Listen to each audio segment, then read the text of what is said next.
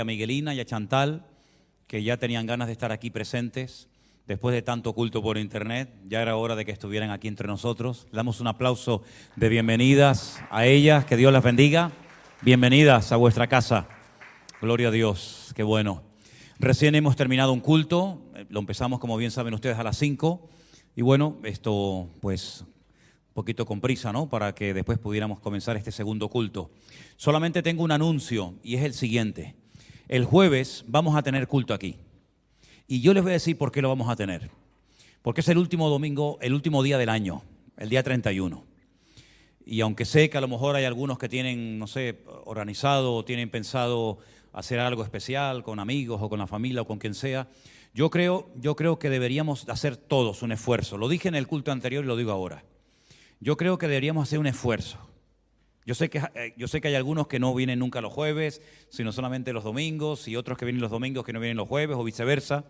Pero yo creo que, dado que es el último culto del año, después de todo lo que ha caído, después de todo lo que ha sucedido, yo creo que tendríamos que tener un culto de acción de gracias este jueves. Además, vamos a hacer algo especial que no solemos hacer, y es hacer una reunión por Zoom, en vivo, en tiempo real, con todos los hermanos que forman parte de nuestra iglesia virtual de todo el mundo.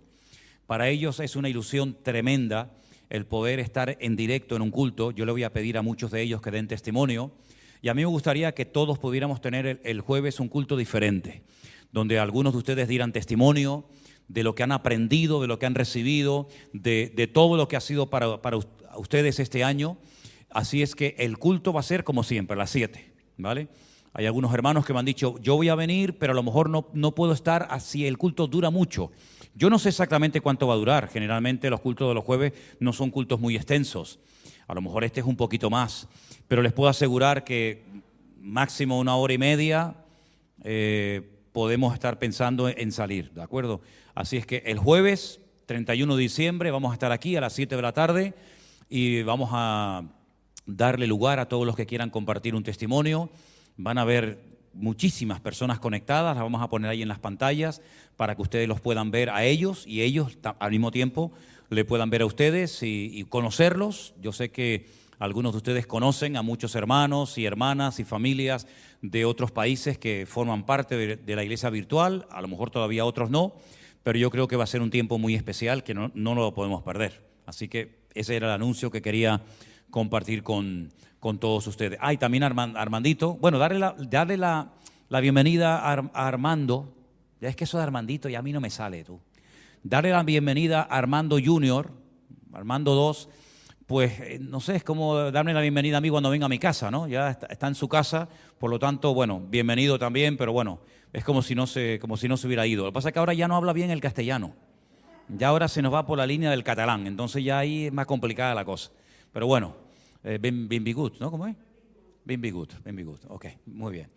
Hermanos queridos, vamos a orar un momentito, vamos a comenzar a compartir la palabra del Señor. Último domingo del año, parece mentira, último domingo de 2020. ¿Cuántas cosas podríamos contar? ¿Cuántas experiencias? ¿Cuántas cosas quedarán en nuestra memoria grabadas por toda la vida? Porque ha sido sin lugar a dudas un año totalmente diferente a cualquier otro año que hayamos podido vivir. Yo sé que hay fechas muy señaladas en la vida de todas las personas, ¿vale? O sea, el nacimiento de un hijo, el día que te casaste, el día que, no sé, cada uno tiene sus fechas, ¿verdad? Pero sin lugar a dudas el año 2020 no lo va a poder olvidar la humanidad, y menos los cristianos. Porque ha sido un año en el que millones y millones de seres humanos hemos tenido un denominador común. Todos hemos estado encerrados. Todos hemos visto algo que nunca en la historia había sucedido, pero yo también creo que el que dijo alto y nos frenó fue nuestro Dios. Y Él nos dio una oportunidad para reflexionar y para meditar sobre muchas cosas. Y en este último domingo del año yo tengo un mensaje para compartir con ustedes, pero me gustaría que hiciéramos una oración antes, ¿de acuerdo? Oramos al Señor. Padre Celestial, te doy muchísimas gracias en esta tarde, Dios mío, por este privilegio que nos das de estar aquí reunidos, Señor. Gracias por todo el camino que hemos recorrido juntos, por todo lo que hemos aprendido, todo lo que hemos recibido de parte tuya. Señor, en esta tarde abrimos nuestros corazones y nuestra mente para oír tu bendita palabra, Señor. Háblanos y ministranos a través de ella y que podamos salir de aquí renovados y fortalecidos y podamos, Señor, oír tu voz y podamos aprender todo aquello que tú tienes preparado para cada uno de nosotros. Bendice nuestras vidas y dirige todo en el nombre de Jesús. Amén. Y amén. Voy a leer algunas porciones en esta tarde, que las vamos a poner ahí en la pantalla, y vamos a encontrar que hay una palabra que se repite, una palabra que aparece en todos los textos que voy a leer, y me gustaría que reflexionáramos un poco acerca de esa palabra.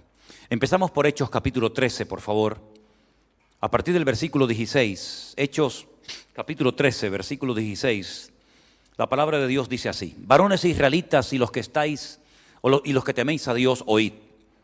El Dios de este pueblo de Israel escogió a nuestros padres y enalteció al pueblo, siendo ellos extranjeros en la tierra de Egipto, y con brazo levantado los sacó de ella. Estas son palabras de un mensaje que Pablo estaba dando un día que se estaba despidiendo de un grupo de hermanos. Verso 18. Y por un tiempo como de 40 años, lo soportó en el desierto. Y habiendo destruido 7 naciones en la tierra de Canaán, les dio en herencia su territorio. Después, como por 450 años, les dio jueces hasta el profeta Samuel. Luego pidieron rey y Dios les dio a Saúl, el hijo de Cis, varón de la tribu de Benjamín, por 40 años.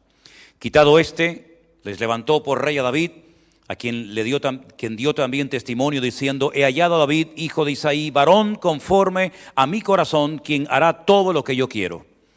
De la descendencia de y conforme a la promesa, Dios levantó a Jesús por Salvador a Israel. Antes de su venida predicó Juan el bautismo de arrepentimiento a todo el pueblo de Israel. Mas cuando Juan terminaba su carrera dijo: ¿quién pensáis que soy? No soy yo él, mas he aquí viene tras de mí uno de quien no soy digno de desatar el calzado de sus pies.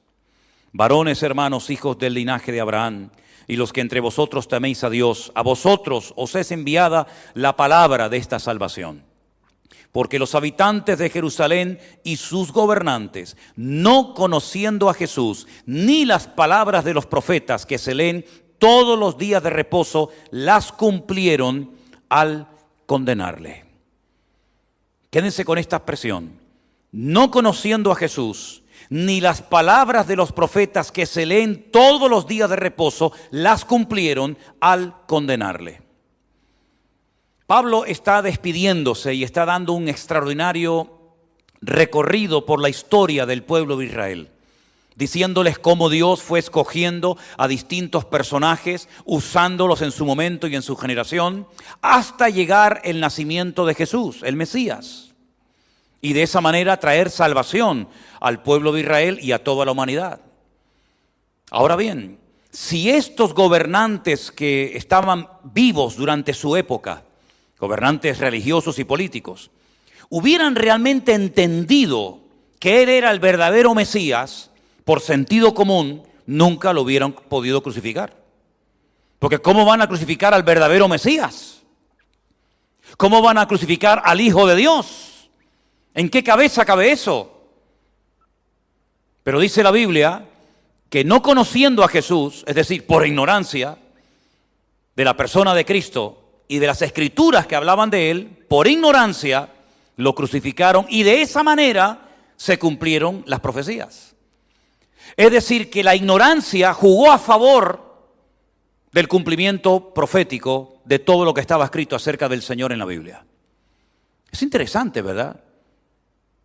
Antes de Cristo habían venido falsos mesías y después de Cristo siguieron viniendo otros mesías, que durante un tiempo tuvieron su tiempo de gloria y juntaron a unos cuantos, pero al final todo se diluyó y no quedó nada de eso. Pero cuando viene el verdadero Mesías, al que han estado esperando sus antepasados por siglos, resulta que van y lo matan. Y uno dice, ¿cómo es posible que al verdadero Mesías, al que cumplió casi 300 profecías de la Biblia, para que quedara bien claro que él no era un impostor más, ¿cómo es posible que lo mataran? Es que no cabe en ninguna cabeza. Tenían que haberlo defendido a muerte. Incluso el mismo Pilato, que no era judío, dice, ¿pero vais a crucificar a vuestro rey? Y ellos le contestaron y dijeron, nosotros no tenemos ningún otro rey más que al César. El día que lo crucificaron, encima de su cabeza pusieron la causa, el motivo por el cual todo el mundo tenía que recordar que estaban crucificándolo a él y pusieron Jesús Nazareno, rey de los judíos. En idiomas conocidos de la época, latín, griego y hebreo, para que todo el mundo supiera que allí estaba muriendo un rey, el rey de los judíos. Pero lo hicieron por ignorancia.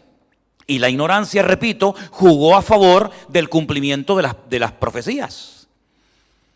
Si analizamos lo que el hombre puede llegar a hacer por ignorancia, nos quedamos con la boca abierta. Porque se han cometido crímenes, se han hecho guerras, se ha hecho todo tipo de barbaridades a lo largo de la historia, envenenados o seducidos o arrastrados por la ignorancia. Prueba de ello, que a Jesús, todo el sistema judicial de su época, todo el sistema religioso y político, por ignorancia, jugó en su contra, pero sin darse cuenta, jugó a favor del plan redentor de Dios. El mismo apóstol Pablo, siendo todo un rabino famoso y reconocido y de renombre, capaz de viajar a naciones extranjeras para traer a Jerusalén a los cristianos de la época y forzarlos a renegar de Cristo, dice que muchas de las cosas que hizo, las hizo por ignorancia. Leamos, por ejemplo, en 1 de Timoteo, capítulo 1, versículos 12 y 13, y fijaros lo que dice Pablo en esa carta. Doy gracias al que me fortaleció, a Cristo Jesús, nuestro Señor, porque me tuvo por fiel poniéndome en el ministerio. Habiendo yo sido antes blasfemo, perseguidor e injuriador, mas fui recibido a misericordia porque lo hice por ignorancia, en incredulidad. Llegó a perseguir a gente, llegó a viajar al extranjero para llevar obligados a gente a Jerusalén para que renegaran de Cristo. Y la pregunta es, ¿y cómo un hombre tan culto, tan preparado, tan inteligente, se dedicó durante tiempo de su vida a meterse y a perseguir a la gente que no creían como él? ¿Pero qué más te da a ti lo que crean los demás? Vive tu vida y deja de vivir a los demás. ¿Tú no crees en Cristo? Pues no creas. ¿Y aquellos creen? Pues déjalo. No. Él creía que su deber no solamente era ser fiel a la ley de Moisés, sino además perseguir e impedir a toda costa y hacer todo lo que estuviera a su alcance para que ese movimiento que recién estaba levantándose en su tiempo no tuviera éxito. Y todo eso lo hizo por ignorancia. Sí, las barbaridades y las locuras que un hombre, que un pueblo, que un dirigente puede llegar a hacer y a decir por ignorancia. Al mismo Señor Jesucristo, dice la Biblia, que sus dirigentes políticos y religiosos lo rechazaron y lo crucificaron por ignorancia, aunque esa ignorancia sirvió para que se cumpliera el plan de Dios. En el libro de los Hechos, el capítulo 3, el día que Pedro predica en esa famosa fiesta de Pentecostés o fiesta de Shavuot, él vuelve a decir algo referente a la ignorancia. Hechos capítulo 3, del 14 en adelante, dice la palabra de Dios así. Mas vosotros negasteis al santo, al justo, y pedisteis que se os diese a un homicida. Está hablando de Barrabás.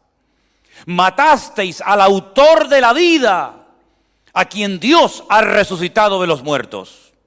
De lo cual nosotros somos testigos.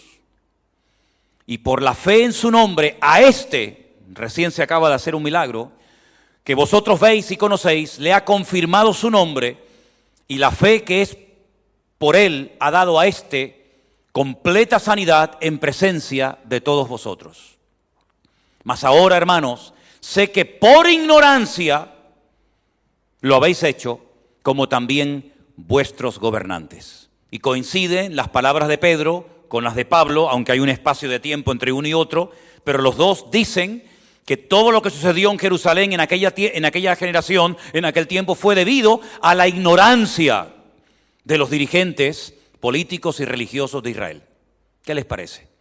Por ignorancia Pablo persiguió a la iglesia, por ignorancia crucificaron a Cristo, por ignorancia se han hecho guerras, por ignorancia se han cometido barbaridades a lo largo de la historia. Y todos nosotros, antes de conocer a Cristo, la Biblia nos da a entender de que lo que vivimos antes de Cristo se caracterizó, nos guste o no, por la ignorancia. ¿Cuántas cosas hicimos, practicamos y divulgamos a los demás, creyendo que eran correctas? Tradiciones, costumbres, palabras, cosas que heredamos sin comprobar a la luz de la Biblia si eran verdad o no. Y las hacíamos y las repetíamos por ignorancia, creyendo que esas cosas, que esas prácticas, que esas tradiciones y costumbres nos acercaban a Dios. Resulta que estaban haciendo todo lo contrario. Nos estaban apartando y alejando cada vez más de Dios, creyendo en nuestra sincera ignorancia que lo estábamos haciendo bien. Resulta que lo estábamos haciendo todo peor y fatal. Y este factor de la ignorancia en los últimos tiempos, en estos tiempos, va a jugar un papel fundamental. Porque otra vez, como en la época de Jesús, se cumplieron docenas y docenas de profecías por la ignorancia de los líderes de la época. En estos postreros días, en esta generación, se van a volver a cumplir un montón de profecías debido a lo mismo, a la ignorancia de los líderes del mundo. Y por eso se va a levantar personajes como el anticristo, apoyado por los líderes y los dirigentes de las naciones. ¿Y cómo lo hacen? Por ignorancia. Y por eso van a apoyar a un señor llamado el falso profeta. Y uno dice, pero ¿cómo gente culta, gente con carreras, gente con estudios, gente con preparación van a ser capaces de apoyar a lo peor que va a surgir en la historia de la humanidad? Lo van a hacer por ignorancia. Ahora, la ignorancia no es una excusa, ¿sí? La ignorancia no es una excusa. La ignorancia es el terreno favorito del diablo. Porque cuanto más ignorante sea un pueblo, más fácil es dominarlo y controlarlo. Cuanto más ignorante espiritualmente hablando sea un creyente, más fácil le resultará al diablo asustarlo, amedrentarlo, angustiarlo y afligirlo. Porque Satanás se mueve como pez en el agua en el terreno de la ignorancia. Pero hemos leído en esta tarde, primera de Tesalonicenses, capítulo 5, que nosotros ya no somos hijos de las tinieblas o de la ignorancia, sino que en nosotros ha venido un conocimiento, una información que nos ha cambiado la vida. Y esa información o conocimiento nos ha venido de la fuente que no está contaminada ni manipulada, que es la Biblia, la palabra de Dios, que ha llegado a nosotros milagrosamente. Por lo menos en mi caso, y sé que en muchos de ustedes milagrosamente, porque yo nunca la busqué y nunca me interesé por nada de esto. Por lo tanto, para mí es un milagro que el Señor se haya aparecido en mi vida y me haya cambiado la vida, porque si yo lo hubiera buscado, pues hombre, pues el que busca halla. Pero es que yo era todo lo contrario. Yo no buscaba ni me interesaba nada de esto. Dios me encontró a mí. Yo no lo encontré a Él. Él me encontró a mí cuando estaba perdido. ¿Y cuántas veces, a veces por ignorancia creemos, ¿verdad?, que lo que hacíamos antes era lo correcto, y ahora que conocemos la fuente, la Biblia, la verdad, pues nos damos cuenta de que nuestra vida fue una vida realmente triste, una vida en la que creíamos tener la verdad y estábamos andando en la mentira. Y menos mal, gracias a Dios, que un día tuvimos un encuentro personal con Cristo. Si no, seríamos uno más de la masa, siendo como los borregos, siguiendo la corriente de este mundo, sin darnos cuenta de que nos dirigíamos directamente al precipicio y terminaríamos con nuestra vida. En cierto sentido, la humanidad se está suicidando. La diferencia es que unos lo hacen así, en un momento, y otros lo van haciendo poco a poco. Pero realmente la sociedad, el mundo, se está suicidando, se está matando a sí misma. Y por eso vino Cristo. Y por eso en estos días, como en cualquier otro momento del año, que lo podemos hacer con toda libertad, pero en estos días estamos recordando, los que creemos en Él, que Él vino a este mundo con un propósito. Y cuando vino, imperaba, reinaba la ignorancia. Y cuando vuelva a venir, seguirá estando el mismo espíritu de ignorancia, como si fuera un humo que se ha esparcido por todas las naciones y ha envenenado las mentes y las conciencias. Pero menos mal que siempre en medio de la ignorancia y de la corrupción y de la indiferencia y de la burla, siempre ha habido un remanente, un grupo que ha marcado una diferencia.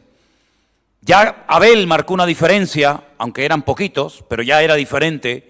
Ya Noé marcó una diferencia en su generación, ya lo hizo Moisés, ya lo hizo Abraham, ya lo hizo José en Egipto, ya lo hizo Daniel en Babilonia, y ahora nos toca a ti y a mí, en medio de la ignorancia que impera, financiada y apoyada por los poderes, pues nos toca a nosotros marcar una diferencia y decir que el Señor Jesucristo, así como nació hace 2000 años, volverá otra vez y volverán otra vez a cumplirse las profecías en medio de un ambiente de ignorancia. ¿Cuántos dicen amén? Es decir que, sea como sea, Dios nunca pierde. Que creen en Él, gloria a Dios. Que no creen en Él y son ignorantes, gloria a Dios. Porque sea como sea, la palabra de Dios sí o sí se va a cumplir en nuestras vidas. ¿Cuántos dicen amén? Ahora, dice en Hechos capítulo 20, del versículo 22 al 23, vamos a leerlo. Ahora he aquí, este es Pablo, después de haber viajado durante años, después de haber establecido iglesias en muchas partes, él dice estas palabras: he aquí, ligado yo en espíritu. Y uno dice, bueno, ¿y esto qué es de ligado en espíritu? Es decir, él sentía, lo he leído y lo he estudiado en el idioma original, en el griego, y es como, yo tengo un sentido del deber tan elevado, tengo tan claras mis ideas y mis responsabilidades como siervo de Dios, que tengo que subir a Jerusalén sin saber lo que allá me ha de acontecer. Eso es lo que más o menos Pablo está diciendo. Es decir, él siente en su corazón que ha llegado el momento de subir a Jerusalén, no sabe lo que le va a acontecer, no sabe lo que le espera, pero él siente en su corazón el deber, la carga, la obligación de subir allí a Jerusalén y hablar de Dios, como lo ha hecho en otros países, en otras ciudades. Y ahora dice aquí, salvo que el Espíritu Santo, por todas las ciudades donde voy, me da testimonio diciendo que me esperan prisiones y tribulaciones. Pero de ninguna cosa hago caso, ni estimo preciosa mi vida para mí mismo, con tal que acabe mi carrera con gozo y el ministerio que recibí del Señor Jesús, para dar testimonio del Evangelio de la gracia de Dios. Es decir, Pablo se siente deudor con sus compatriotas. He hablado en Iconio, he hablado en Bitinia, he hablado en tantos lugares, pero él siente en su corazón que ha llegado el momento de subir a Jerusalén, donde están los religiosos, los escribas, los fariseos, donde nació la iglesia allí en el día de Pentecostés.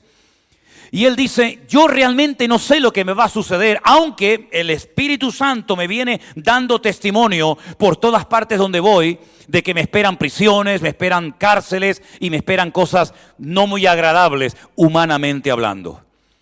En uno de esos lugares donde se le dio testimonio de lo que le esperaba fue en una ciudad llamada Cesarea. En Cesarea había un hombre llamado Felipe, que fue diácono de la iglesia primitiva, y estando él un día comiendo en la casa de Felipe, apareció por allí un tal Agabo, que le dijo a Pablo, déjame tu cinturón un momento. Y dice que pidió que con esa cuerda le amarraran las manos y los pies, y le dijo a Pablo, Pablo, mira bien lo que te voy a decir. Así como me están amarrando a mí con este cinturón, con esta cuerda, a ti te van a hacer lo mismo como subas a Jerusalén. Esto es lo que te van a hacer. No vas a ser bien recibido, al contrario. Van a tergiversar todo, no van a entender nada. Y sabemos que desde ese día que Pablo subió a Jerusalén hasta el final de sus días, todos sabemos todo lo que le ocurrió. Intentaron persuadirlo, intentaron decirle, no subas. El Señor no le estaba diciendo que no subiera. El Señor le estaba advirtiendo de que si subía, esto es lo que te va a pasar. Luego en ti está si subes o no. Y Pablo decidió subir. Porque él dice que él estaba dispuesto no solamente a estar en tumultos, en cárceles, en persecuciones, sino incluso si era necesario dar su vida, él estaría dispuesto a hacerlo. Él tenía una información y actuó en consecuencia a esa información. ¿Por qué les pongo este ejemplo? Porque hemos visto a la luz de otros pasajes que muchas cosas horribles se hicieron en la vida por ignorancia. Incluso puse el ejemplo de Pablo, que él también actuó en un momento determinado de su vida bajo la influencia negativa de la ignorancia. Pero ahora no. Ahora no es un ignorante. Ahora él sabe porque el Espíritu Santo le está dando testimonio de que si subes a Jerusalén, esto y esto es lo que te va a pasar. Es decir, con la información que él recibió, él actuó en consecuencia y fue coherente con su fe y con su creencia.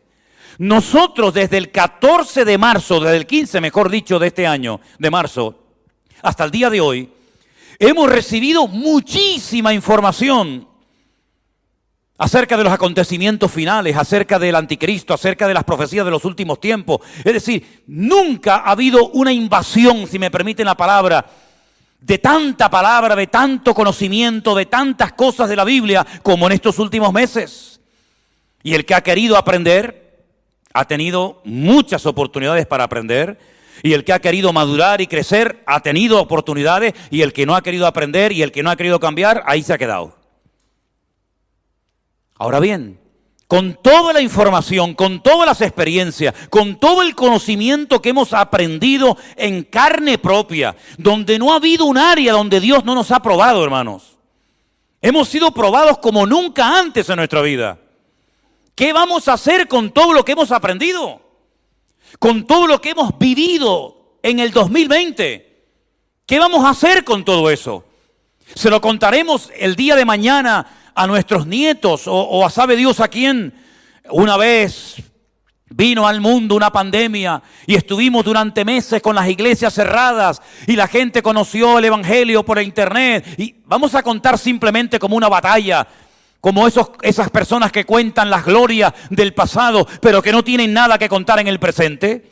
¿O vamos a utilizar toda esa información para prepararnos de cara al próximo año? Que decimos como Pablo, no sabemos lo que acontecerá, pero sí sabemos, porque lo hemos aprendido en carne propia, que por muy difícil y dura que sean las situaciones y las dificultades y los problemas, más grande será la fidelidad y el poder de Dios. Quiero decirles que en el Antiguo y Nuevo Testamento hay personas que por lo que vivieron fueron preparadas para después servir al Señor con efectividad. Por ejemplo, alguien se podría preguntar, ¿por qué el Señor permitió que aquel pobre muchacho llamado José, que era un buen chico, un chico espiritual, un hombre, un joven responsable, ¿por qué Dios permitió que las pasara canutas y las pasara tan mal? ¿Por qué no hizo que sufrieran sus hermanos? ¿Por qué hace que sus hermanos lo odien y lo miren como un competidor cuando era todo lo contrario? ¿Por qué quieren matarlo? Después, gracias a Dios, lo vendieron.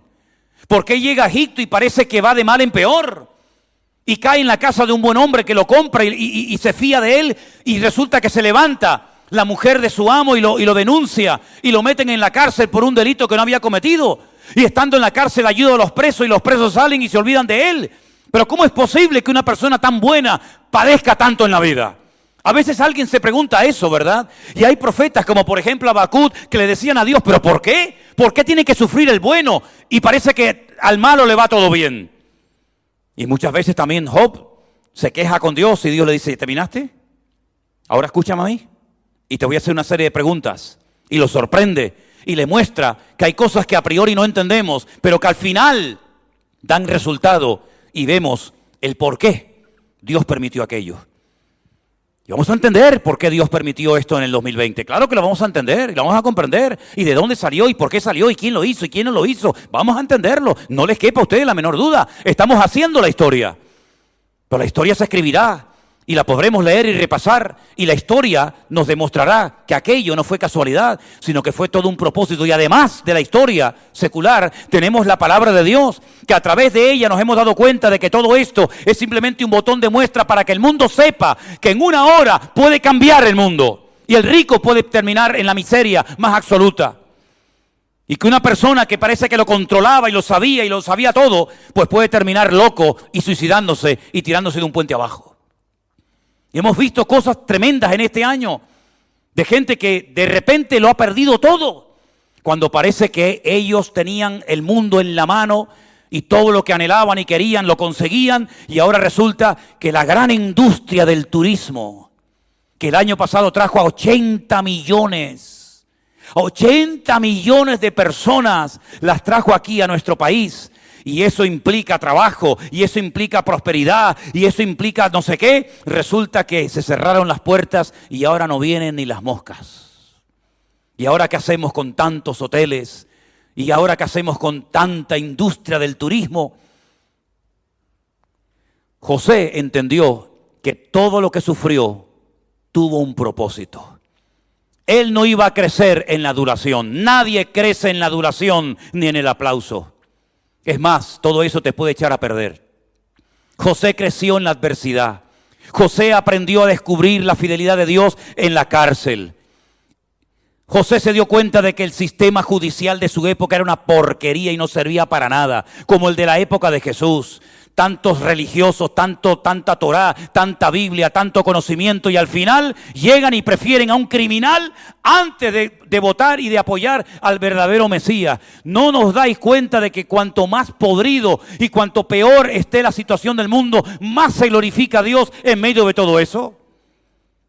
Queridos hermanos, hoy tiene todo el mundo la confianza y la fe en la famosa vacuna. Bueno, vamos a ver dentro de unos meses. Vamos a ver si verdaderamente esto era la panacea, esto era el remedio para el mundo, o vamos a ver lo que sucede. Porque esto no ha hecho más que empezar. Pero David también entendió que los celos de Saúl, Dios los utilizó para forjar su carácter. Tuvo que huir durante años por todo un desierto que lo conoció como la palma de su mano y que le vino de maravilla para después poder librar batallas contra los filisteos y no se le escapaba ni uno. Todos los grandes hombres y mujeres de Dios que sufrieron a lo largo de la historia entendieron que a veces el sistema era corrupto, que los hombres eran injustos, que la ignorancia era tremenda. Pero Dios siempre sacaba partida y gloria para su nombre a través de todas esas circunstancias terribles. ¿Ustedes piensan que fue casualidad que Pilato se lavara las manos? ¿Ustedes piensan que fue casualidad que votaran por Barrabás en vez de por Jesús? ¿Ustedes creen que fue casualidad que Judas, un discípulo de Cristo, que vio milagros, que vio cosas que ningún hombre habrá visto en su vida, que fuera el traidor y lo vendiera por una pequeña cantidad de dinero?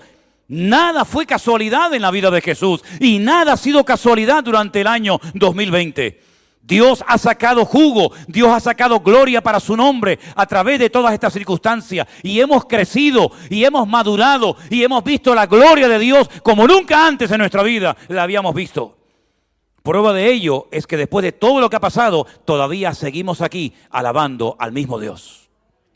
La pandemia no pudo con nosotros, ni podrá. Porque el Señor dijo hace 2000 años que las puertas del Hades, del infierno, no prevalecerán contra la iglesia. Podrá haber ignorancia, podrá haber indiferencia, pero también la hubo en la época de Noé. Pero fue lo que a él le ayudó a motivarse, a involucrar a su familia para el servicio de la obra de Dios. Y gracias a la fidelidad de aquel hombre, la obra de Dios se pudo terminar y la humanidad se salvó. Y yo no sé por qué Dios nos permitió vivir todas estas experiencias que hemos tenido en los últimos meses, en las últimas semanas. ¿Por qué Dios de repente cortó el grifo y dijo, no, a orar, ven, a orar? Pero si yo antes oraba poco y ganaba mucho, sí, pero esa no es una vida correcta. El pan nuestro de cada día tiene que ser la tónica en nuestra vida. Y a veces Dios dice alto, pero no porque nos odie, sino todo lo contrario, sino porque quiere enseñarnos a madurar y a crecer y a no depender de un sueldo, a no depender de una paga del gobierno, a no depender de mi habilidad como hombre que me ha abierto camino en la vida y yo he librado 20.000 batallas, sino Dios dice, me parece muy bien, pero a partir de ahora vas a vivir como yo quiero que vivas. Y eso no se aprende leyendo un libro. Eso no se aprende escuchando sermones, sino eso se aprende en la escuela de la soledad y del anonimato, donde Dios moldea nuestro corazón, pero cuando salgamos de ahí, después de haber padecido un poco de tiempo, Él mismo nos afirme, perfeccione y establezca para su honra y para su gloria. ¿Cuántos dicen amén? Así que la ignorancia jugó un papel importante en el cumplimiento de las profecías y lo va a volver a jugar en los últimos tiempos. Pero la Biblia no solamente da información, sino nos prepara para lo que viene en el futuro. Y les voy a poner un ejemplo. Este joven que estaba en la cárcel en aquel momento, en el peor momento de su vida, abandonado, seguramente flaco, mal comido, mal alimentado, mal vestido, finalmente el Señor dice, ahora. Y lo sacan de la cárcel. y lo llevan a nada más y nada menos que al hombre más poderoso de toda la humanidad en aquel tiempo, al mismísimo faraón de Egipto. Y el faraón de Egipto, con todos sus hechiceros, con todas sus riquezas y con todo el rollo que tenía montado, tiene que depender de un preso hebreo para que le interprete unos sueños que nadie es capaz de decirle lo que significan. Y José le dijo, mira, Dios te ha mostrado lo que va a pasar en los próximos 14 años en el mundo. Esos 14 años están divididos en dos partes. Unos 7 años de una abundancia espectacular, donde las cosechas serán como jamás en la vida las ha habido ni las habrá. Y otros 7 años representados por las famosas vacas flacas, que terminarán olvidando la prosperidad que hemos tenido. Lo que tienes que hacer es prepararte, porque si no te preparas cuando tienes, cuando no tengas, no te vas a saber preparar. Tienes que saber prepararte en la abundancia, para que cuando venga la escasez, estés preparado y no solamente tengas la información, sino la preparación. Porque la Biblia te informa y te prepara. Algunos utilizan la Biblia única y exclusivamente como fuente de información, pero no de preparación. Y Dios lo que quiere es informarte y que te prepares con esa información, porque si no, no te sirve de nada. Y entonces Faraón dijo, tú eres esa persona idónea que me va a organizar, me va a hacer una reestructuración de toda la economía del país, y lo puso como un ecónomo, lo puso como un esclavo culto con la responsabilidad de organizar toda la economía del país. Increíble, ¿verdad? Con esa información le cambió el rumbo al mundo.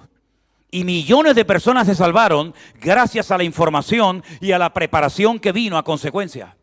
Hoy en día está pasando exactamente lo mismo.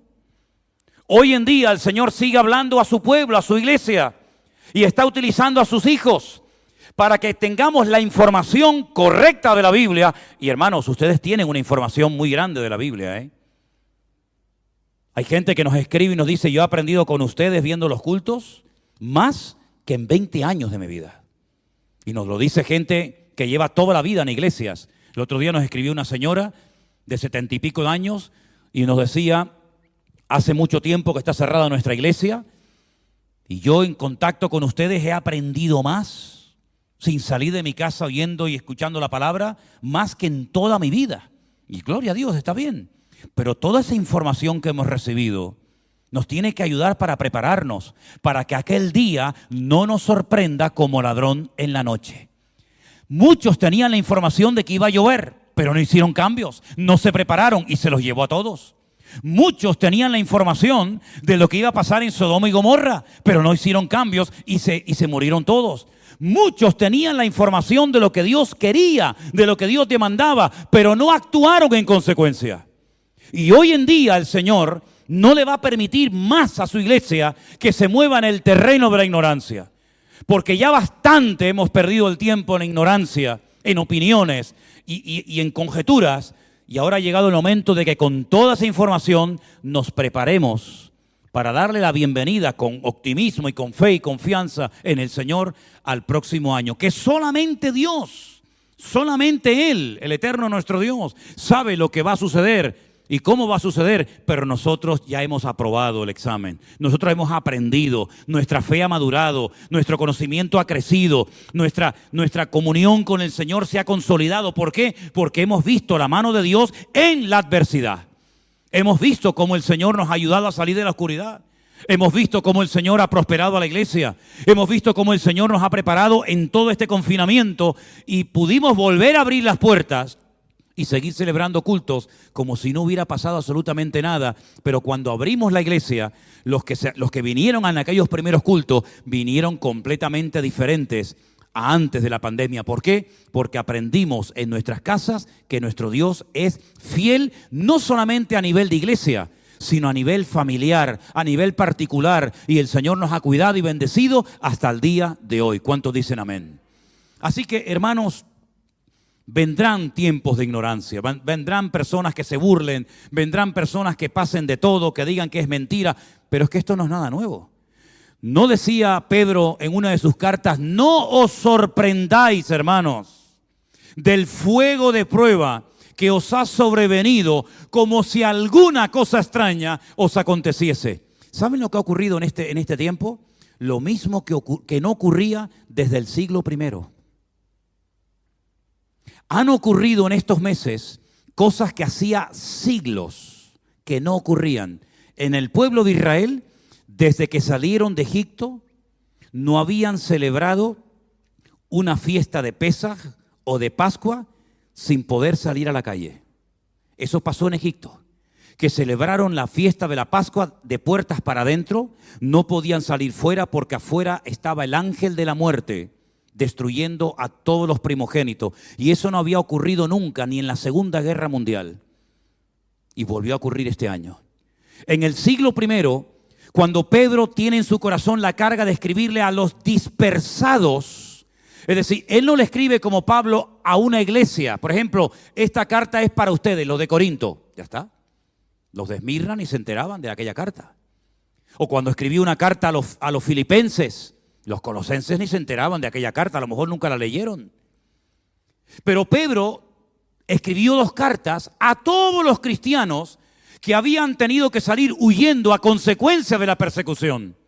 Y por eso él dice, yo le escribo a todos los dispersados en Ponto, en Galacia, y entonces comienza a enumerar regiones inmensas con unas poblaciones gigantescas donde se habían ido a refugiar los cristianos. Y después les voy a contar por qué. Y entonces él les escribe y les dice, hermanos, a todos ellos, no os sorprendáis de las pruebas que estáis viviendo, porque todos vuestros hermanos en todo el mundo están experimentando y sufriendo y padeciendo las mismas pruebas que a ustedes les están pasando. Es decir, si un hermano en Bitinia leía la carta de Pedro, se sentía totalmente identificado con los hermanos de Ponto. O si un hermano de Ponto leía la carta de Pedro, se sentía completamente identificado con los hermanos de Jerusalén. ¿Por qué? Porque las pruebas se habían generalizado y extendido de tal manera que no había unas iglesias sin ser probadas o perseguidas y otras. No. Era algo generalizado. Y eso nunca había ocurrido desde el siglo I a la iglesia. Ha habido iglesias que han estado en la abundancia más absoluta y ha habido otras iglesias que han estado en la persecución y en las pruebas más terribles. Pero se está comenzando a hacer las pruebas homogéneas, ¿saben? Las pruebas son homogéneas y resulta que lo que nos ha estado pasando a nosotros aquí también le ha estado pasando a los cristianos multimillonarios de Estados Unidos, que no podían ir al culto, que se morían los miembros, que se morían los pastores. Y después nos escribe un hermano desde el sur de Argentina y nos dice, aquí también estamos confinados y con mascarilla y no podemos asistir a la iglesia. Exactamente lo mismo que un hermano que nos escribía de Japón, o de Australia, o de las islas del Caribe, o de cualquier otro lugar del mundo, o de Alaska, como nos han escrito.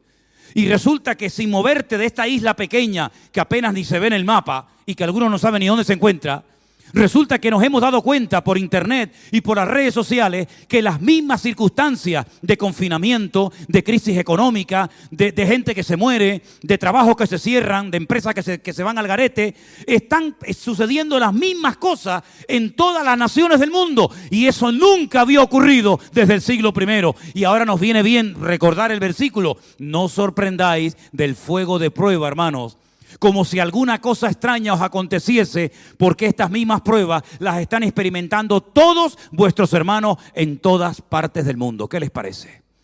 Algo increíble. Se vuelve a cerrar el círculo, porque dice la Biblia, ¿qué es lo que será? Lo mismo que fue. Y quiero poner un ejemplo más que creo que nos va a ayudar mucho a entender lo que es la información y la preparación. Un día, saliendo del templo de Jerusalén, sus discípulos, orgullosos de su templo, le dijeron al Señor Jesucristo, Señor, mira qué pedazo de templo, qué maravilloso edificio tenemos. No solamente a ellos le había llamado la atención, la historia dice que los romanos, el imperio romano, cuando llegó a Israel, le llamaron la atención 3 cosas. Esto yo lo digo en los viajes cuando voy con gente allí. Los romanos nunca habían visto, nunca habían conocido, jamás habían estado en un mar donde la gente flota y no se ahoga. El Mar Muerto. Nunca habían visto a un pueblo que una vez a la semana pararan y no hicieran ninguna actividad, ni siquiera los animales trabajaran el Shabbat, el día de reposo, y en Israel lo vieron. Nunca eso lo habían visto en ninguna parte del imperio. Y nunca habían estado en un templo vacío de imágenes. Un templo enorme, pero donde no había esculturas de dioses, de imágenes, porque al Señor tu Dios adorarás, a Él solo servirás, y a Él no se le pueden hacer esculturas ni imágenes, ni nos podemos postrar delante de imágenes. Y eso le llamó la atención a los romanos. ¿Dónde están vuestros dioses? ¿Para qué queréis un templo tan grande y tan hermoso si al fin y al cabo está vacío? Según ellos estaba vacío, pero estaba más lleno que nunca, ¿verdad? Ahora bien, cuando los judíos o cuando los discípulos judíos salieron del templo, le enseñaron al Señor el templo. Y el Señor se les queda mirando y les dice: observar bien todo esto, porque llegará el día cuando no quedará piedra sobre piedra que no sea derribada. Aquello fue tan impactante para ellos. Es como si te dicen a ti que tu país va a ser destruido dentro de 15 días. ¿Cómo se te sacude, no? Que ya tu isla, tu país, tu ciudad, tu pueblo va a ser arrasado y no va a existir nunca más. ¿Cómo te quedas? Ellos salieron pensando, dándole vueltas a la cabeza. Bajaron todo el torrente del Cedrón, comienzan a subir rumbo al Monte de los Olivos. Dentro del Monte de los Olivos hay un huerto, un lugar donde se prensaba la aceituna para hacer el aceite, el oro líquido, que se llama el huerto de Getsemaní. Y dice que 4, ¿cuántos discípulos tenía Cristo? 12. Pues la Biblia dice en uno de los evangelios que 4, y dice el nombre de los 4. Pedro, Jacobo, Juan y Andrés. Pocas veces se menciona Andrés, ¿verdad? Pero ahí se menciona. Repito, Pedro, Jacobo, Juan y Andrés, llamándolo aparte, le dicen: Señor, ¿qué señal habrá de tu venida y del fin del siglo? De tu venida, pues si lo tienen ahí, ¿de qué venida estamos hablando? Interesante, ¿verdad? ¿Qué señal habrá de tu venida y del fin del siglo? Porque acabamos de oír que el templo va a ser destruido. Y entonces, si quieren oír la respuesta espectacular, amplia, rica en información, lean Mateo 24 esta noche. Ahí está toda la respuesta a la pregunta de los 4 discípulos. Eso fue en el año 33 después de Cristo, más o menos, la respuesta. Año 70 después de Cristo, ya los discípulos están todos muertos, menos Juan, que aún estaba vivo. Templo de Jerusalén, llega Tito, hijo del emperador Vespasiano, arrasa con el templo, lo quema, se llevan los tesoros a Roma, construyen el famoso Coliseo romano, un templo pero la muerte, y se cumple la profecía literalmente. Flavio Josefo, que si pueden leer los libros que escribió este tremendo historiador, le van a enriquecer una barbaridad, relata todo lo que ocurrió en la destrucción del templo de Jerusalén. Fue una tragedia nacional de tal magnitud que todavía en el siglo XXI Israel no se ha recuperado. Fíjense lo que les digo. Todavía están llorando por el templo destruido de Jerusalén en el siglo I. Y todavía lloran, y todavía se lamentan, y todavía oran para volver a ver reconstruido el templo. Imagínense el impacto tremendo que produjo la destrucción de aquel templo. Ya no hay más templo, no hay más sacrificio, ya no hay nada. Se acabó la vida religiosa de Israel. Ahora la diáspora, a buscarse la vida por el mundo. Flavio Josefo dice que los romanos crucificaron a miles y a miles de personas que vivían en aquel tiempo en Jerusalén. Pero algo que le sorprendió tremendamente a Flavio Josefo, ¿saben lo que fue? Que murieron muy poquísimos cristianos. Y uno dice, pero si la iglesia nació en Jerusalén, ¿se acuerdan? En el día de Pentecostés, que se convirtieron un día 3.000, otro día se convirtieron 8.000. Y ahora podemos entender por qué con la muerte de Esteban se produjo una persecución tremenda contra la iglesia y tuvieron que salir todos corriendo. Unos se fueron a Samaria, otros se fueron a otros países, a otros continentes. Y cuando llegó el año 70 después de Cristo y se destruyó la ciudad de Jerusalén y le prendieron fuego al templo, muy pocos cristianos vivían en Jerusalén porque recordaban la información que el Señor les había dado de que no quedaría piedra sobre piedra, y con esa información se prepararon y salieron corriendo antes de que los mataran a ellos en Jerusalén. ¿Te das cuenta? Dios te da información, aquí la tienes. Correcta, no le falta nada. Pero ahora con esa información tú sabrás lo que tienes que hacer. Tú sabrás las medidas preventivas que tienes que tomar a partir de ahora en tu casa. Tú sabrás los cambios en tu economía que tienes que tomar a partir de ahora. Tú sabrás el giro que le tienes que dar a tu ministerio a partir de ahora. A mí me ha hablado este año Dios como no me ha hablado en 40 años. Y yo ya tengo planificado, con la ayuda del Señor, lo que va a ser el año que viene en mi vida. Porque todo lo que he aprendido este año, si queda aquí encerrado en 4 paredes, pues hemos perdido el tiempo, queridos. En otras palabras, Dios nos da información para que nos preparemos. Yo como pastor, tú como oveja y cada uno de nosotros tendrá que tomar las medidas porque el próximo año no vamos a poder movernos en el terreno de la ignorancia. Ya eso no funciona. Ahora somos hijos de luz y ahora hemos tenido la teoría y la práctica. Y ahora con eso, búscate la vida. ¿Cuántos dicen amén? Oramos al Señor en esta noche, hermanos. Cierre sus ojos ahí donde está. Y recuerde que Dios nos sacó de la ignorancia para que le sirvamos con efectividad en su reino. Que Dios no quiere que nunca más volvamos a movernos en la ignorancia, en el desconocimiento, sino en la luz.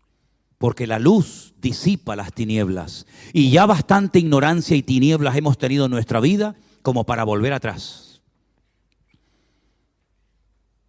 Tal vez la gente de la calle no ha aprendido nada. Incluso hasta le han perdido el miedo a todo esto que está ocurriendo, el respeto. Y siguen como si nada, ciegos, viviendo la vida como aquellos que antes del diluvio comían y bebían y no eran conscientes de lo que se les venía encima hasta el día en que Noé entró en el arca. Y va a pasar lo mismo, está pasando lo mismo en los últimos tiempos. Ha habido un confinamiento, ha habido miles y miles de personas que han muerto. Ha habido personas que lo han perdido todo y el mundo sigue jugando no sé a qué. Pero nosotros los cristianos hemos aprendido que lo que dice la palabra de Dios se va a cumplir. Y esto ha sido un pequeño botón de muestra de cómo el mundo puede cambiar en una hora y meter a miles y miles de millones de personas en sus casas sin poder salir ni de aquí a la esquina. Todo eso ha sido una escuela, ha sido una prueba que Dios nos ha mandado. Y te damos gracias por lo que hemos aprendido durante todos este tiempo, Señor, estos meses. Te damos gracias porque tú, Señor, sobre todo nos has mostrado que tú nunca abandonas a tu iglesia, que tú cuidas de tu pueblo. Y te ruego, Señor, que tú fortalezcas nuestra vida para que ahora más que nunca te sirvamos con efectividad en tu reino. Gracias por todo lo que nos has enseñado, Señor. Gracias por todo lo que hemos vivido en carne propia en estos meses, Señor. Y gracias porque tú nos has preparado y abierto nuestros ojos para que reconozcamos que contigo tenemos la victoria segura. A ti la gloria y la honra, mi Señor. Gracias por este tiempo. Gracias por tu palabra. Y gracias por tu presencia en nuestras vidas. En el nombre de tu amado Hijo Jesús. Amén. Y amén. Nos ponemos de... Vamos a poner este tiempo en el que vamos a estudiar la palabra, escudriñar las escrituras en oración. Y quiero que inclines un momentito tu rostro y vamos a orar para que el Señor dirija este tiempo y seamos bendecidos y el Señor le hable a usted según lo que usted necesita. Que usted sea ministrado, que usted pueda salir por esas puertas como creyente, como cristiano que usted es, con las ideas más claras, con una firme determinación de ir en serio con el Señor. Y que Dios le hable. Estoy seguro de que el Señor esta tarde nos puede hablar y nos puede ministrar a todos personalmente. Por eso, Señor, te damos gracias por esta oportunidad que nos das ahora de acercarnos a tu palabra con temor y temblor, sabiendo que tú siempre hablas a través de ella. Te pido que bendigas este tiempo en el que vamos a leer tu palabra, estudiarla, escudriñar las escrituras y que lo que compartamos en el día de hoy sea de mucha bendición para cada uno de nosotros. Bendice también a todos los hermanos que nos están viendo y escuchando desde muchos lugares, Señor, que también la bendición les alcance a ellos, donde quiera que se encuentre. Nos ponemos en tus manos, en el nombre bendito de Jesús. Amén y amén. Si habéis prestado atención a la lectura que Irly nos leía en esta tarde, ¿Os habéis dado cuenta de que es una conversación que se produce después de la resurrección de Cristo? Para los discípulos, la muerte, la crucifixión de Cristo fue una tragedia, porque ellos, como buenos judíos, habían sido criados en que en algún momento de la historia vendría un personaje llamado el Mashiach, el Mesías, y que les libertaría de toda la opresión del imperio que en ese momento estuviera gobernando la tierra, en ese caso era el imperio romano, y ellos volverían otra vez a recuperar la monarquía que se perdió siglos atrás, y volverían otra vez a ser ciudadanos libres y a poder estar tranquilos y en paz, sin ser atacados por enemigos, sin tener miedo de nada ni de nadie, y que iban a poder subir al templo a presentar sus sacrificios, y que entraría la era milenaria en la que todas las naciones de la tierra, todas las naciones del mundo, tendrían que subir a Jerusalén todos los años, en varias ocasiones, para acercarse a Dios, para presentar pleitesía al Dios eterno, etcétera, etcétera. Cuando Jesucristo aparece en la escena pública, y algunos hombres tuvieron el honor y el privilegio de ser llamados por Él para convertirse en sus discípulos, para ellos fue algo realmente que marcó un antes y un después en sus vidas. La inmensa mayoría, no todos, pero la inmensa mayoría de los discípulos de Cristo se dedicaban al arte de la pesca. Eran gente muy sencilla, gente muy humilde. Probablemente se dedicaban a la pesca porque ni siquiera tenían un trozo de tierra para poder cultivarlo y poder criar sus animales y plantar sus hortalizas o lo que fuera. Así que se dedicaban a la pesca como algo que era obligatorio, porque no había otra forma de buscarse la vida que dedicándose a eso. Las casas que todavía quedan en pie de aquellos tiempos nos dan a entender de que la gente vivía una vida muy, muy sencilla, muy rudimentaria. Ninguno de nosotros en la actualidad vive como ninguno de esa gente. Sin luz eléctrica, sin agua potable al alcance, sin baño dentro de las casas, los suelos de tierra, una pieza, máximo dos como mucho. Era una vida, ya te digo, muy sacrificada, una vida muy dura. Y no solamente eso, sino que además había un imperio opresor terrible, que eran los romanos, sin escrúpulos, que no respetaban a nadie, que oprimían a la gente hasta el máximo, pidiendo y pidiendo y pidiendo impuestos, y por más que trabajaras, nunca podías tener un sosiego, una calma, una tranquilidad. No sé por qué, pero algunos estarán diciendo, ¿pero estás describiendo la época del imperio romano o estás describiendo el tiempo presente? Los tiempos cambian, pero el espíritu y la actitud sigue siendo exactamente la misma. Y cuando hay personas con cargos políticos que se dejan usar por el Señor, son de una bendición tremenda. Pero cuando hay personas con poder y con autoridad que también se dejan utilizar por el enemigo, pueden llevar a un país a la ruina y a sus moradores y a su población a la más absoluta miseria. Así que cuando aparece Jesucristo, el Mesías, en la escena pública, ellos dijeron, bueno, esto es cuestión de días.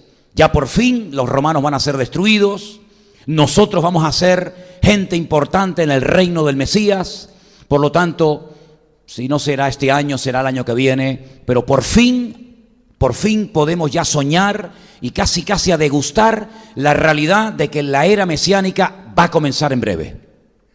Cuando lo dejan todo, por un tiempo a su familia, sus trabajos, sus tierras, etcétera, para seguir a este supuesto Mesías, ellos están plenamente convencidos de que van a poder llegar a haber hecho realidad todos sus sueños. Ay, amigo, pero cuando llegó el día de la crucifixión, cuando el enemigo, el imperio opresor, crucifica a su Mesías, lo meten en un sepulcro con una piedra de toneladas en la puerta, ponen un precinto romano con la orden de que nadie se acerque a esa tumba, y ponen a una guardia romana custodiando 24 horas al día el sepulcro, todos sus sueños se hacen pedazos. Ahora tienen que volver a sus pueblos, a sus ciudades, con la cabeza agachada, reconociendo que se han equivocado. Más de uno seguro les diría, te lo dije, ese hombre era un impostor, hablaba muy bien. Es verdad que se hicieron milagros durante su ministerio, pero no era el verdadero Mesías. Y otra vez, otra desilusión, otro palo, otro desengaño, y a esperar, sabe Dios cuánto tiempo.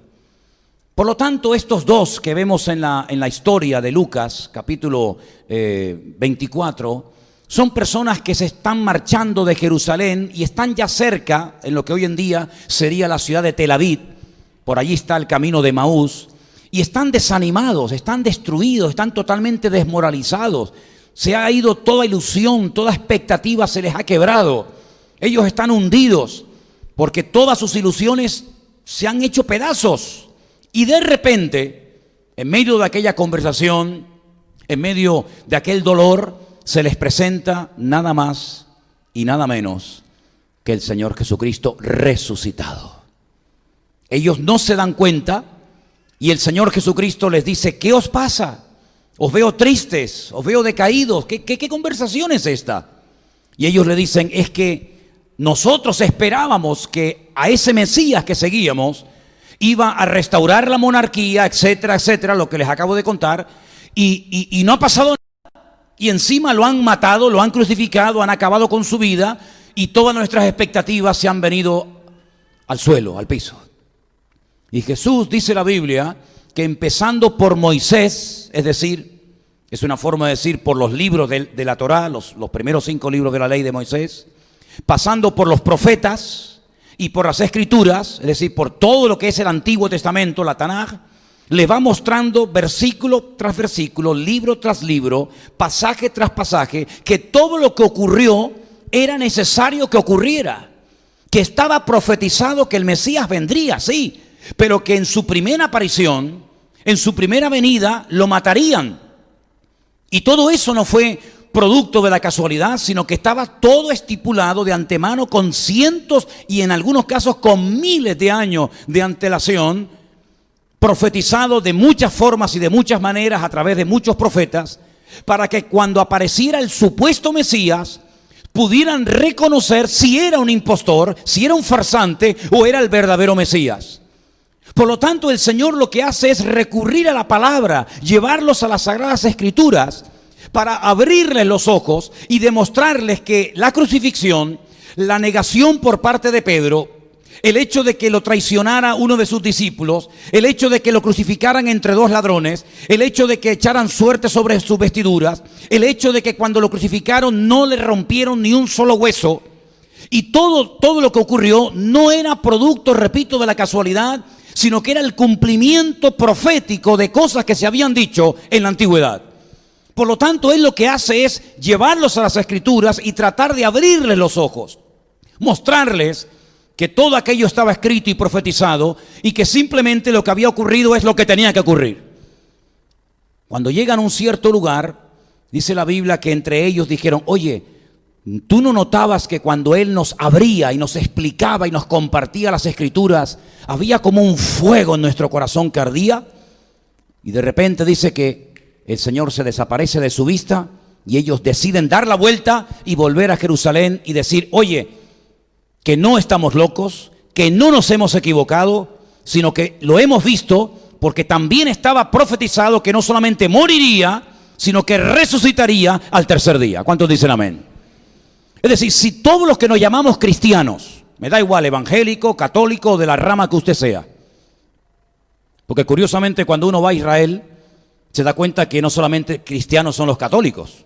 Uno se da cuenta que hay más de 27 ramas diferentes del cristianismo. Depende de donde usted haya nacido, depende de la cultura, de la idiosincrasia, de la procedencia de la cual usted venga, se va a dar cuenta que hay muchos tipos de cristianos. Y no todos son precisamente católicos ni evangélicos. Pues ellos vuelven a Jerusalén y le dicen a los discípulos: lo hemos visto, ha resucitado y está vivo. Y ahora cuando vayamos a Jerusalén, uno de los lugares para mí más importantes de todos los que vamos a visitar es lo que se conoce como el nombre del Jardín de la Tumba. Es un lugar muy bonito, pero lo más hermoso no son los jardines que vamos a ver. Lo más bonito y lo más impactante no es la paz que se respira en aquel lugar, lo limpio que está aquel sitio, sino que vamos a entrar a una cueva, a una tumba que está vacía. Y eso es lo grandioso. Es algo realmente sorprendente que uno se pueda gozar viendo una tumba vacía.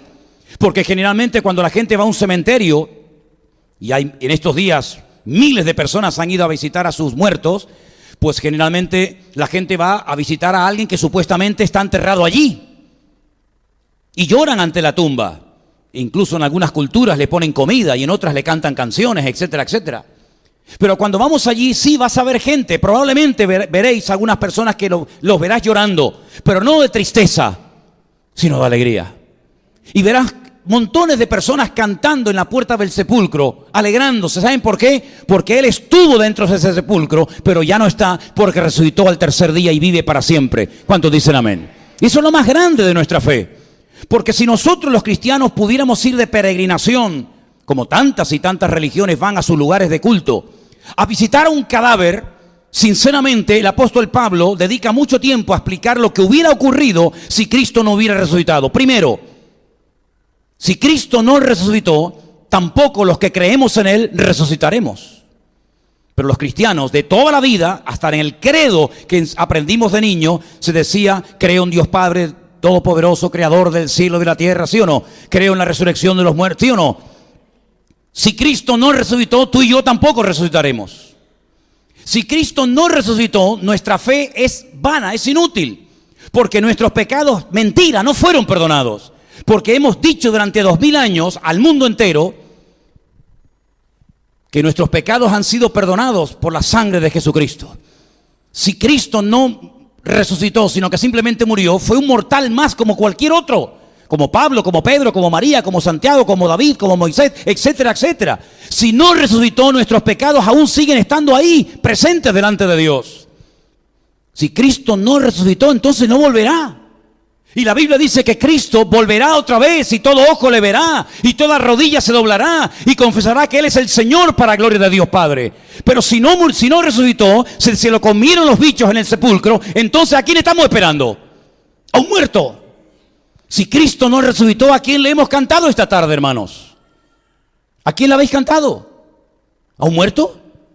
¿Esto es un culto espiritista? ¿Cantamos a los muertos? ¿Adoramos a los muertos? ¡No! Si Cristo no resucitó en esta tarde, ¿qué hacemos aquí? Adorando a un cadáver, adorando a un muerto. No tiene sentido todo lo que hacemos. Nos estamos engañando a nosotros mismos. Somos los más dignos de lástima de la tierra, dice el apóstol Pablo. Pero amigo, si Cristo resucitó, entonces todo lo que creemos y oramos y practicamos y vivimos es verdad. ¿Cuántos dicen amén? Y le dan un fuerte aplauso a Él. Aleluya. Porque Él está vivo. Amén. Él está vivo. Y está aquí esta tarde entre nosotros. Dice la que está a tu lado: Cristo está esta tarde aquí entre nosotros porque está vivo. Aleluya. Si Él está vivo y creemos que está vivo, lo que Él prometió se va a cumplir.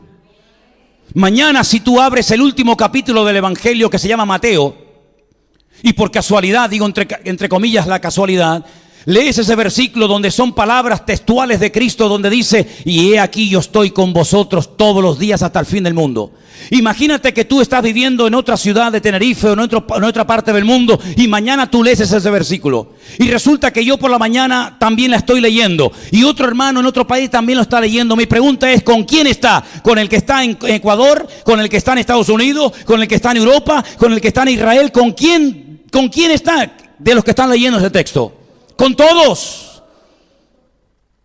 Pero solamente conozco a alguien que pueda estar en todas partes al mismo tiempo. Y ese no somos precisamente tú ni yo. Solamente conozco a alguien que puede estar en todas partes al mismo tiempo. Y es Dios. Solamente Dios puede ver a toda la raza humana en todas partes del mundo al mismo tiempo. Y solamente Él puede estar en todas partes con todos sus hijos al mismo tiempo.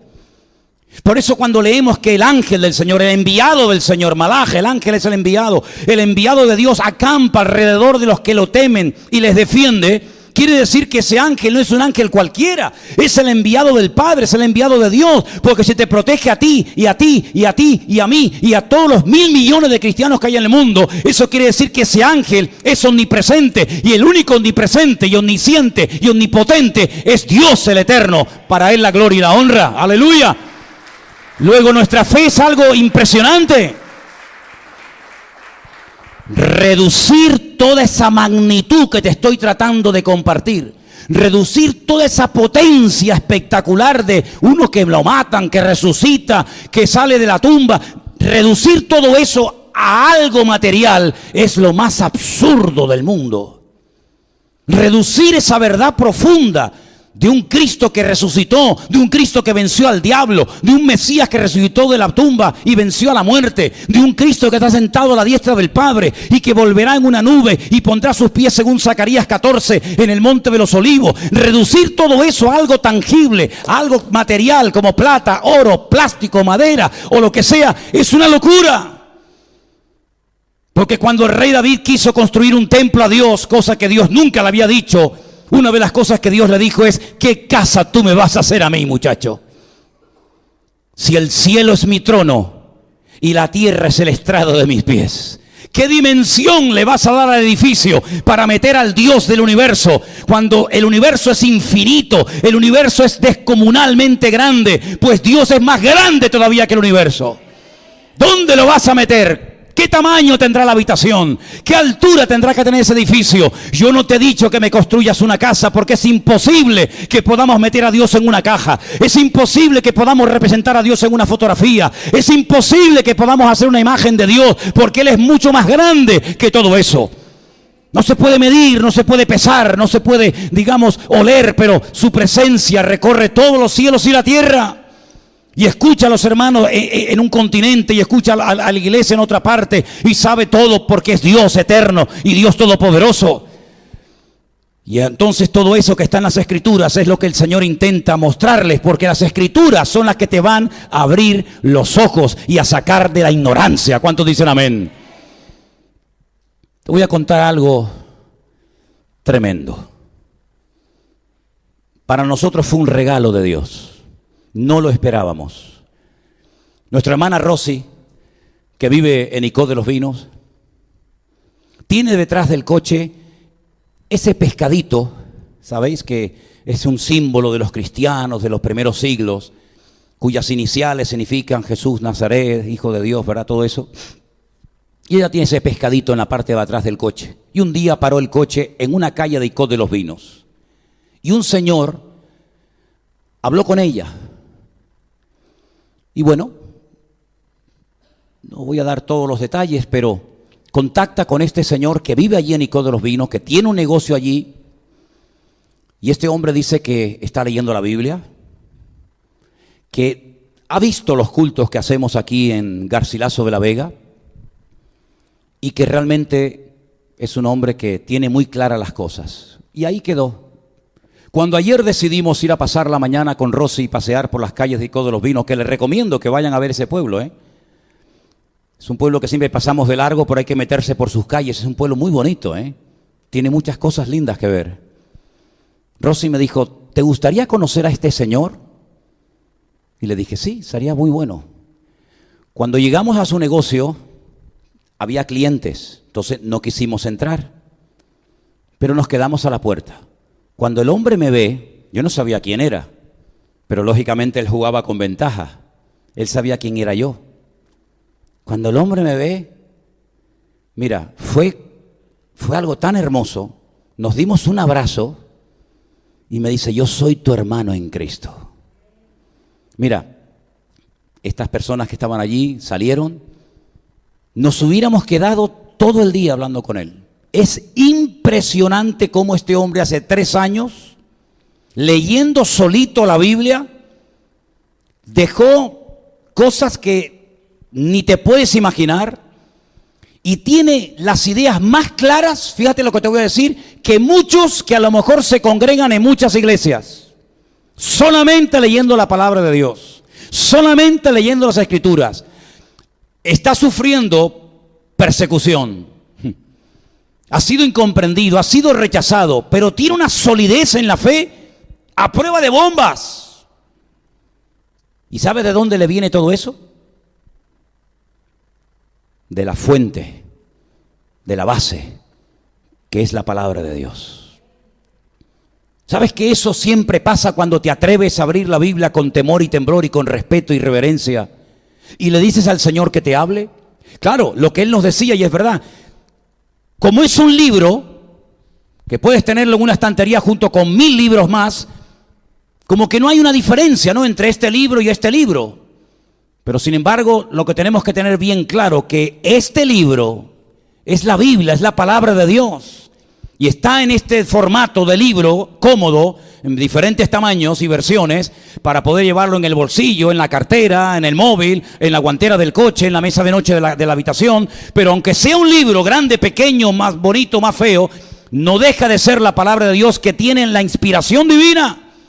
Y cuando te expones y te abres a lo que Dios tenga que decirte, las escamas caerán de tus ojos, sí o sí, tarde o temprano. Porque si algo hace la Biblia es que te confronta. Si algo hace la Biblia es que te abre los ojos y te muestra el camino y te fortalece en la fe y te ayuda a ser valiente.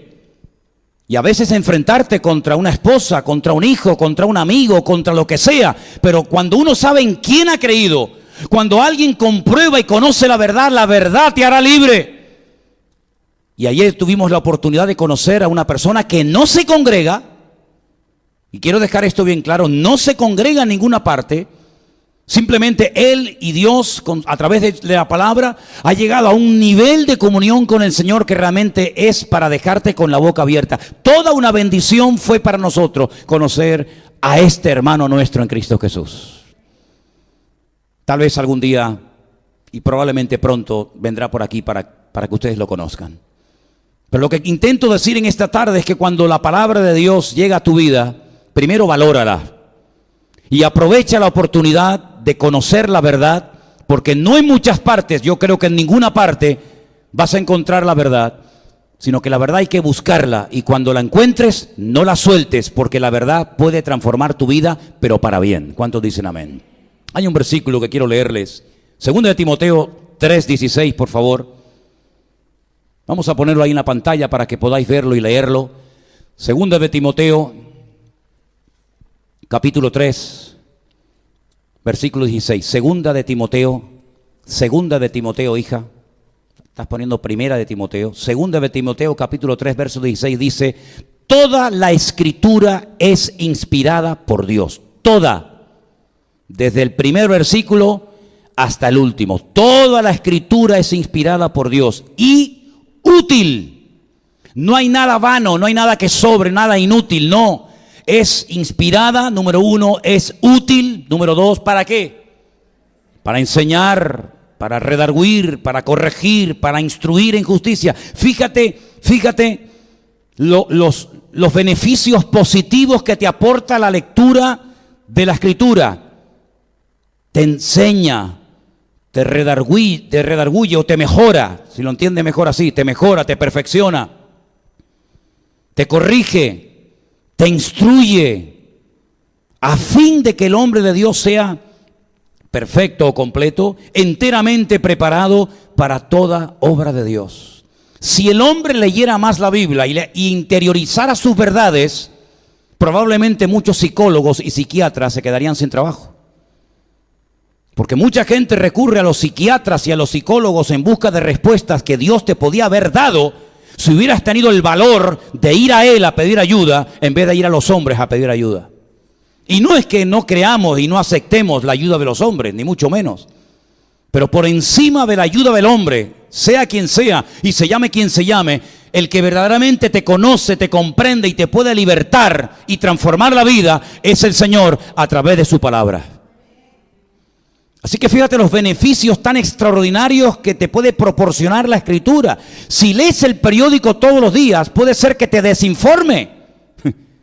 A veces cuando lo que leemos en los periódicos no es la verdad. Puede ser la verdad que quieren que tú creas que es verdad. A veces los medios de comunicación están contaminados, están envenenados. ¿Cuánta gente odia a Israel? ¿Cuánta gente habla mal de Israel porque por las noticias oyen que son unos asesinos, que matan a los niños, que lanzan bombas por aquí y por allá? Pero cuando vas allí, todo es al revés de lo que nos han dicho.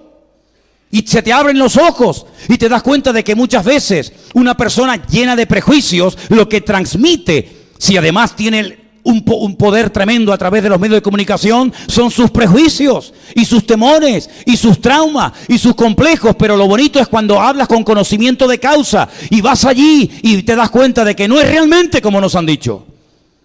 ¿Cuántas veces me han llamado a mí asesino? Últimamente en Añaza, tomando una mañana un café, le pedí a un señor que me prestara su periódico, si lo había terminado, y me dijo que sí, pero añadió a continuación, pero hoy no dice nada interesante el periódico. Digo, bueno, más que nada es por entretenerme un poco. Dice, con todos los pobres palestinos que están sufriendo y que no haya ni una sola palabra a favor de esta gente, de esta pobre gente. Y yo le dije, ¿pobres palestinos, dice usted? ¿Usted ha estado alguna vez en Palestina? ¿Conoce usted la vida de los palestinos y de los judíos en Israel? Y se me queda mirando y me señala con el dedo y me dice, ¡otro asesino más! Y me lo repitió 3 veces. Y me tiró el café con leche y se fue. Y seguramente ese señor no había salido del barrio en toda su vida. Pero él tenía un concepto de alguien que no conoce, porque a través de los medios de comunicación van manipulando día tras día, semana tras semana. Y digo lo de los palestinos como podría decir cualquier otra cosa. Y te pueden presentar lo blanco como negro y creer que al final es negro. Y te pueden presentar lo malo como si fuera lo mejor, porque ellos quieren que creas que es lo mejor. Pero hay una fuente que no ha sido contaminada, que no ha sido manipulada. Cuando la gente dice, es que la Biblia está mal traducida. ¿Pero qué hablas, ignorante? Cuando dice, no, es que la Biblia hay muchas contradicciones, muéstreme una. Muéstreme una. Sentémonos una mañana a hablar usted y yo tranquilamente. Y muéstreme todas las contradicciones que usted dice que están en la Biblia. Le digo de antemano que va a perder el tiempo. Porque llevo más de 40 años leyendo todos los días la Biblia y no he encontrado todavía ninguna, ¿eh?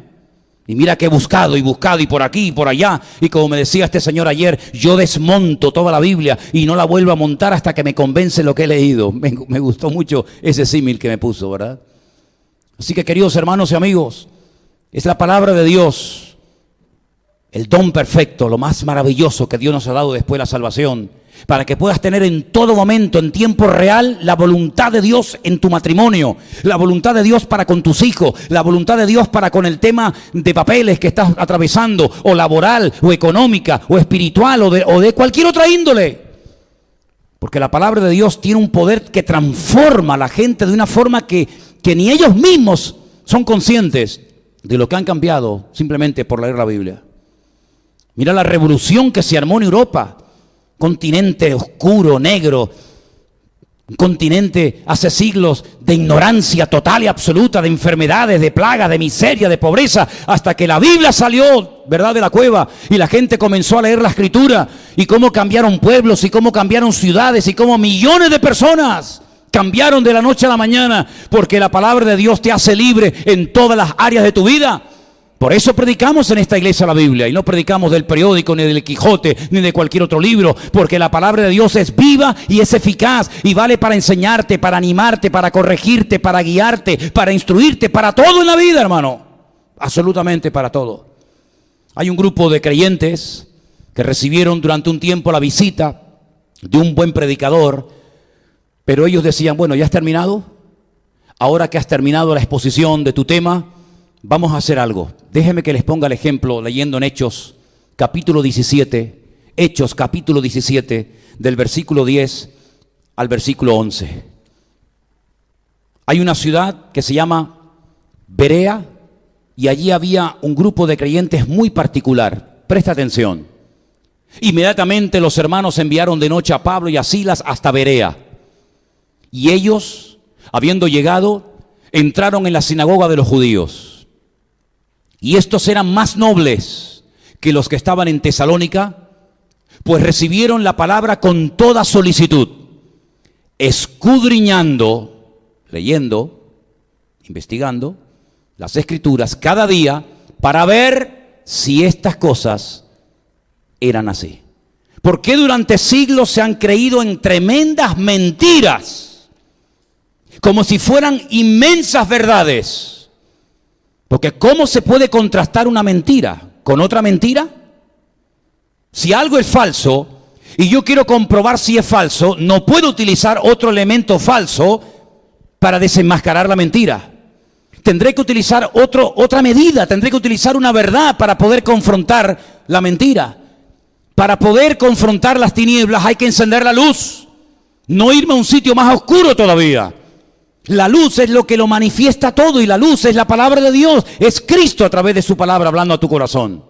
Y los de Berea eran personas que no se dejaban manipular fácilmente, que no se dejaban engatusar por cualquier predicador que viniera, fuera quien fuera, sino que ellos escudriñaban, investigaban, profundizaban en las Sagradas Escrituras, en el mapa, en la brújula, para ver si lo que este Señor nos está diciendo es la verdad o es mentira. ¿Cómo puede usted saber si lo que le estoy predicando esta noche es la verdad o es un cuento? ¿Cuál es el punto de referencia? El punto de referencia para el cristiano es la palabra de Dios. ¿Con qué limpiará el joven su camino? Con guardar tu palabra. Lámpara es a mis pies tu palabra y lumbrera a mi camino, decía David en el Salmo 119. ¿Se da cuenta? Es decir, que la palabra de Dios te puede sanar espiritualmente, psicológicamente, en todas las áreas de tu vida. La palabra de Dios puede traer un beneficio realmente espectacular. Mi consejo es que usted comience a leerla cada día. Léala. ¿No tiene Biblia? Nosotros le vamos a regalar su primera Biblia. Si no le gusta porque es de letra pequeña o por lo que sea, bueno, ya usted si quiere se puede comprar una de calibre más grande. Pero comience a leer la Biblia. No se meta a leer 30 capítulos por día. Lea poquito. Si no entiende alguna palabra, vaya al diccionario y búsquela. Hasta que usted se familiarice con la terminología de la Escritura. Si no entiende algo, pregunte. Para eso estamos los pastores, para ayudar a la gente a explicarle la palabra de Dios. Así que comience a leerla, comience si puede ser a memorizarla. Sí, le va a venir bien para su mente. Comience a interiorizar sus verdades. Cuando descubra una verdad, no se la calle, no sea egoísta, compártala con alguien, dígale, oye, el otro día estaba tan hundido, estaba tan desanimado, tan lleno de temores, tan preocupado, tan angustiado, y resulta que encontré un texto en la Biblia que dice, el Señor es mi pastor y nada me faltará. Y me fui a la cama en paz y tranquilo. Y comparta la bendición con alguien, porque dando, usted también va a ser bendecido, porque más bienaventurado es dar que recibir. ¿Cuántos dicen amén? Así que, queridos hermanos, antes de que termine el año, yo le animo a que sea prioritario en su vida el leer cada día las Sagradas Escrituras. Y gracias al Señor, en este país y en nuestra cultura, la tenemos en nuestro propio idioma. Imagínense ustedes que la Biblia no existiera en español, en castellano. Ay, amigos, tendríamos que aprender el idioma en el que está escrita la Escritura para poder entender la palabra de Dios. ¿Cómo la podré entender si alguien no me la explica? Le dijo un etíope a un predicador en el desierto, ¿verdad? Y tuvo que subirse al carromato con él y explicarle las Sagradas Escrituras. Pero mire por dónde hombres en este país han dado su vida y en este país se ha derramado sangre para que pudiéramos en el siglo XX, ¿estamos en qué siglo estamos? 21. Para que en el siglo XXI pudiéramos tener la Biblia en nuestro propio idioma. Y no le haga caso a la gente que dice la Biblia la vas a leer pero no la vas a entender. Eso es falso, porque más bruto que yo no había nadie y yo la leo y la entiendo. No haga caso a esa gente que dice, no, es que yo leo la Biblia y no la entiendo. Caramba, pero lees el periódico y lo entiendes. Y vas a hacer una quiniela, los que la hagan y la entiendes. Y ves una película y la entiendes. Y entiendes de todo, menos de lo que te interesa. Métase en las páginas de la palabra de Dios. Y usted va a encontrar ahí paz para su alma. Consuelo para su espíritu. Ese hueco en el corazón se llena, ese vacío se llena cuando usted comienza a meterse en las palabras de Dios, porque usted va a descubrir al autor de la Escritura. ¿Y saben quién es el autor y el protagonista? Nada más y nada menos que el Rey de Reyes y el Señor de los Señores. Y quiero terminar diciendo algo. Mire, hermano, ¿usted se acuerda cuando Cristo estaba solo en el desierto de Judea, siendo tentado por el diablo? 40 días de ayuno y oración, ¿se acuerda? Vino el tentador a tentarle. Sabía que lo estaba pasando mal. ¿Y qué fue lo que utilizó el Señor? Argumentos, discusiones, peleas, polémica. No, escrito está. ¿Dónde? Aquí. Escrito está.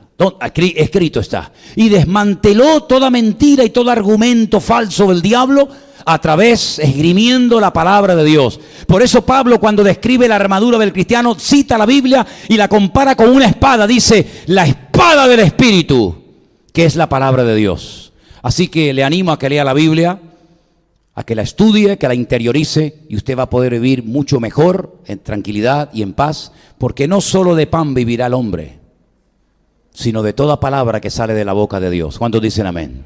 Cierre sus ojos, por favor, ahí donde está esta noche, y vamos a orar y pedirle a nuestro Dios que ponga en nuestros corazones hambre y deseo de leer su palabra. Usted se va a dar cuenta de lo que se ha perdido durante tantos años, pero cuando usted comience a leer la palabra de Dios se va a dar cuenta de que es un tesoro inagotable, con una riqueza y una profundidad inmensa, de tal manera que todos sus anhelos más íntimos y profundos van a ser saciados a través de las Sagradas Escrituras. Qué bueno es Dios, aleluya. Qué bueno es el Señor, que no solamente perdona nuestros pecados, que no solamente hace acto de presencia en nosotros, sino que nos da su palabra por escrito, para que en cualquier momento del día o de la noche, en barco, en avión, de pie o sentado, la puedas conocer. Algunos la tienen en el móvil y le dan ahí al play, y hasta trabajando o viajando con los auriculares puestos van escuchando las Sagradas Escrituras. ¡Qué maravilla! Todo está dispuesto y preparado para los hombres y mujeres que van en serio y tienen hambre de Dios. Aproveche las oportunidades que se le presentan para que la palabra de Dios sea la base y el fundamento de su vida. Gracias, Señor. Aleluya. Te damos gracias en esta tarde, buen Dios, por el privilegio que nos das de acercarnos a ti a través de tu hermosa y poderosa palabra. Queremos pedirte, Dios mío, que tu palabra, Señor, sea siempre la base y el fundamento de nuestra fe. Que solo la Escritura, que nos habla de la obra de Cristo en la cruz, sea el fundamento de nuestra fe. Y que la sana doctrina de tu palabra nos guíe a lugares de delicados pastos. Gracias, Señor, por el consuelo y por el aliento de las Sagradas Escrituras. Gracias por ellas, por los hombres y mujeres que la escribieron, por los hombres que la defendieron hasta la muerte, y a través de su testimonio y de su tenacidad nos ha llegado hasta nuestros días. Gracias de todo corazón. Vamos a leerla, vamos a escudriñarla, vamos a memorizarla, vamos a compartirla, porque es lo más hermoso que podemos tener en nuestra vida después de conocerte a ti. En el nombre soberano de Jesús. Amén y amén. Vamos a ponernos de pie, queridos.